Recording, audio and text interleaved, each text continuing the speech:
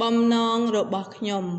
មនុស្សគ្រប់រូបតែងតែមានបំណងប្រាថ្នាផ្សេងគ្នាក្នុងការជ្រើសរើសមុខរបរអ្នកខ្លះចង់ធ្វើមន្ត្រីរាជការក្នុងក្រសួងនានាអ្នកខ្លះចង់ក្លាយជាពាណិជ្ជករដឹកចេញនាំចូលផលិតផលផ្សេងអ្នកខ្លះទៀតចង់គ្រប់គ្រងកសិដ្ឋានធំដាំដំណាំឧស្សាហកម្មដើម្បីបម្រើរោងចក្រឲ្យមានដំណើរការចំណែកខ្ញុំចាប់ពីធំដឹងក្តីមកខ្ញុំចង់ក្លាយជាអ្នកសរសេរសារព័ត៌មានមួយរូបដ៏ល្បីនិងមានប្រយោជន៍សម្រាប់ប្រទេសជាតិខ្ញុំដើម្បីសម្រេចបំណងនេះនៅពេលខ្ញុំក្លាយជាអ្នកយកព័ត៌មាន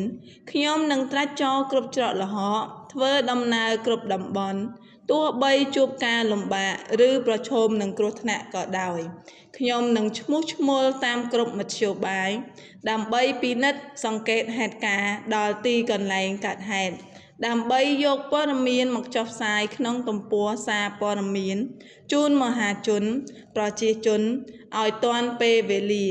ពេលខ្លះខ្ញុំត្រូវចូលរួមក្នុងអង្គប្រជុំសន្និសីទស្នងការនគរបាលឬតុលាការពេលកាត់ទោសខ្ញុំនឹងតស៊ូអត់ធ្មត់ទោះយប់ក្តីថ្ងៃក្តីពិនិត្យនិងថតយករូបភាពច្បាស់លាស់ដើម្បីឲ្យសាធារណជនចាប់អារម្មណ៍ចំពោះដំណឹងថ្មីទាន់ហេតុការណ៍ខ្ញុំនឹងសរសេរតែព័ត៌មានពិតប្រាកដកើតមានជាក់ស្ដែងដោយមិនបំភ្លៃការពិតមិនលំអៀងនិងមានអំណះអំណាងច្បាស់លាស់ខ្ញុំនឹងខិតខំគោរពក្រមសីលធម៌វិជ្ជាជីវៈអ្នកសារព័ត៌មានឲ្យបានត្រឹមត្រូវនិងខ្ជាប់ខ្ជួនជានិច្ចពេលនោះ